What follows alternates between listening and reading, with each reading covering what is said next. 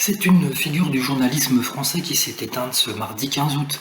Gérard Leclerc pilotait un avion de tourisme qui a disparu des écrans radars aux alentours de 14 heures. S'élançant de Loudun pour se rendre à La Baule, l'engin a perdu soudainement de l'altitude avant de s'échouer à l'embouchure de la Loire et du canal de la Taillée. Les 3 personnes présentes à bord n'ont pas survécu au crash. Âgé de 71 ans, Gérard Leclerc était le plus connu des passagers, marquant téléspectateurs et auditeurs par sa passion pour l'information tout au long de sa riche carrière, d'Europe 1 à CNews, en passant par France 2, où il occupa notamment le poste de rédacteur en chef de Télématin. Le demi-frère de Julien Clerc a intensément commenté l'actualité politique. Il laisse orphelin son épouse Julie, née Chantal Céloron, voix bien connue des fidèles d'Europe 1. C'est d'ailleurs dans les artères de cette station que tous les deux se sont rencontrés avant de tomber amoureux et de se marier en 81.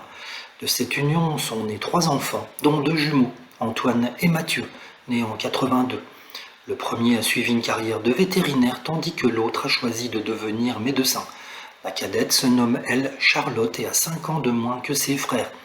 Tous sont plongés dans une immense tristesse, eux qui rendaient régulièrement visite à leur père, attaché à la Vienne, où il possédait un vignoble, un coteau situé sur la commune de Trois-Moutiers près de Loudun, d'où l'avion s'est envolé ce mardi 15 août.